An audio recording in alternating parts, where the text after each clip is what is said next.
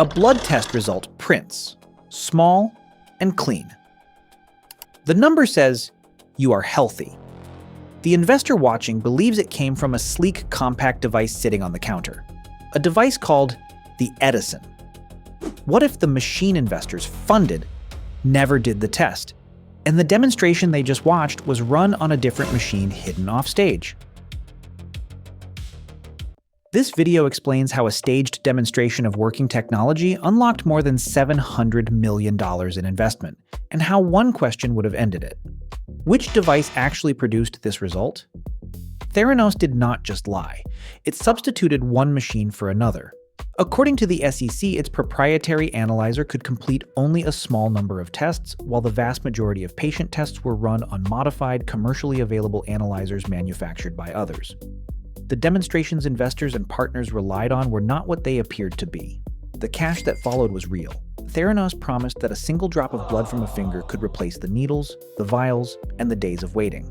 A small portable analyzer would run a full range of tests faster, cheaper, and more accurately than the industry standard.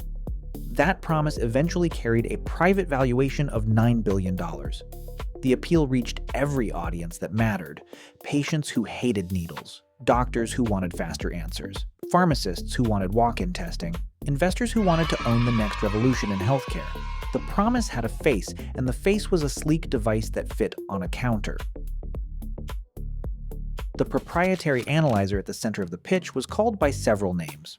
The indictment refers to it as the TSPU, the Edison, or the Mini Lab. Investors were told it could run a full range of clinical tests from a finger-stick blood sample, and that it produced more accurate and more reliable results than conventional methods. The Edison became the symbol of Theranos. Compact, well-designed, the kind of object an investor could imagine sitting in every pharmacy in America. What the investors were not told was that the Edison, according to the SEC, could only complete a small number of those promised tests. Most of the work was being done by a different machine, made by a different company, sitting in a different room. Here is where the obvious explanation stops working. A simple story might say the Edison did not work, but that is not what the regulator alleged.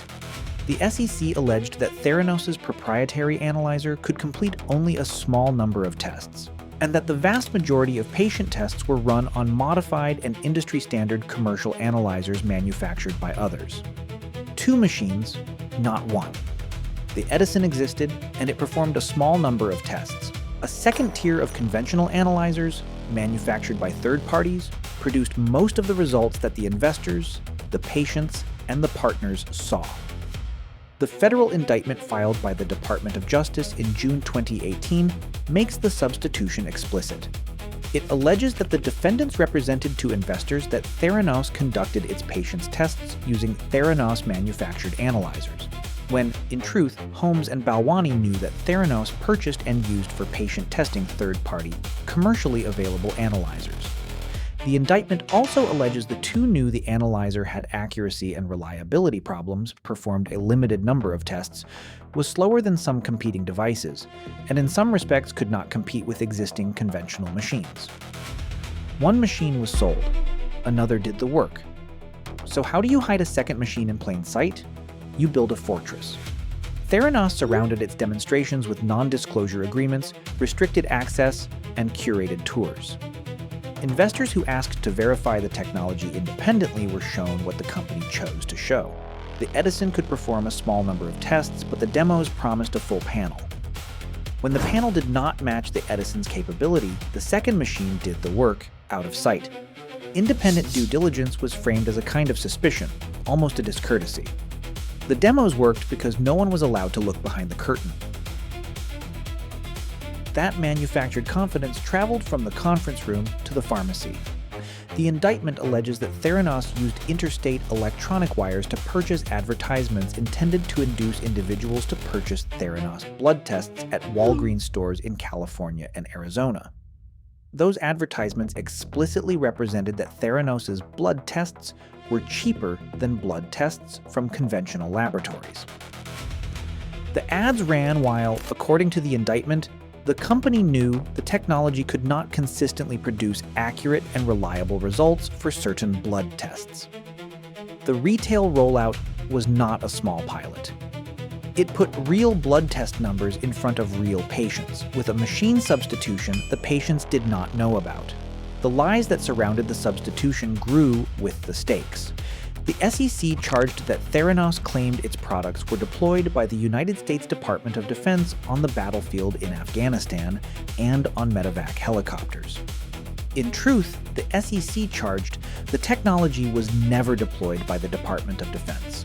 The company projected more than $100 million in revenue for 2014. Actual operating revenue was a little more than $100,000. That gap was not a rounding error. It was 1,000-fold, and it was sold to investors as proven performance. There were warning signs visible at the time, not only in hindsight. On September 16, 2015, the FDA inspected Theranos' Newark, California facility and issued a Form 483. The form recorded inspectional observations, including that the company was shipping an uncleared medical device in interstate commerce between California, Arizona, and Pennsylvania. The form itself states that these are inspectional observations and do not represent a final agency determination of compliance. They were a signal, not a verdict, but signals accumulate. That signal became a finding. CMS, the Centers for Medicare and Medicaid Services, completed a CLIA regulatory survey of Theranos in December 2015.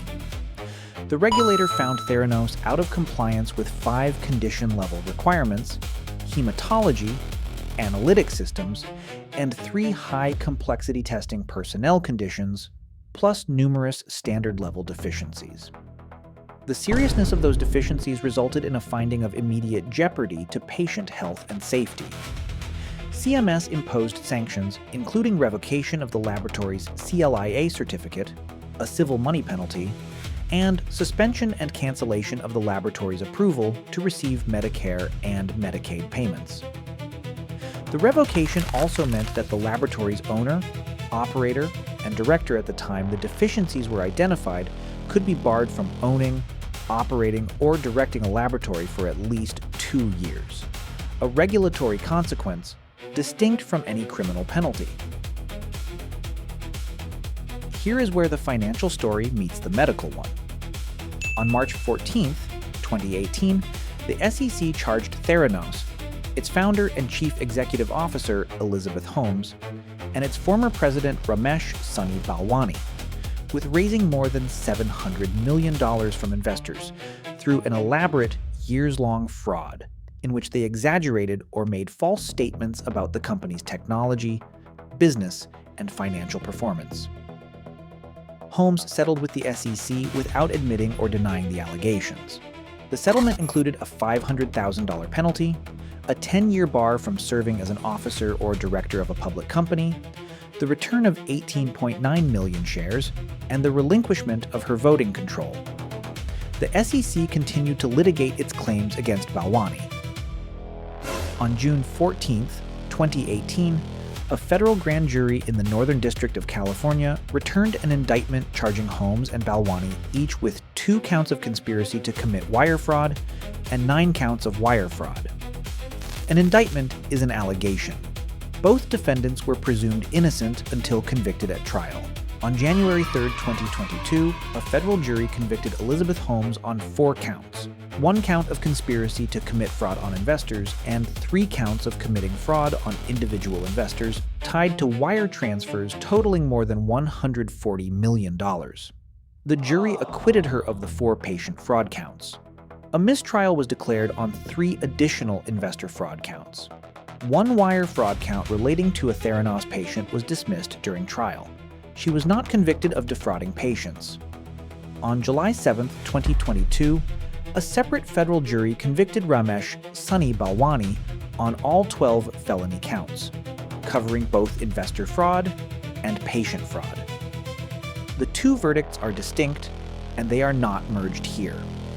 On November 18, 2022, United States District Judge Davila sentenced Holmes to 135 months in federal prison, plus 3 years of supervised release. On December 7, 2022, the same judge sentenced Balwani to 155 months in federal prison, plus 3 years of supervised release.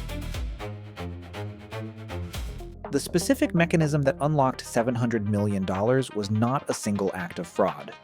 It was a substitution. A result displayed as coming from a proprietary Edison device actually came, in most cases, from a conventional analyzer bought from another manufacturer and hidden offstage. The demos worked because nobody was permitted to ask the only question that mattered. Which device actually produced this result?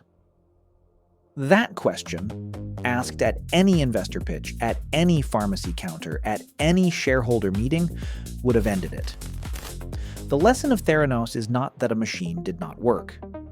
It is that the appearance of a working machine was for sale, and $700 million bought it. If you are ever shown a technology demonstration, ask which device produced the number you were just shown.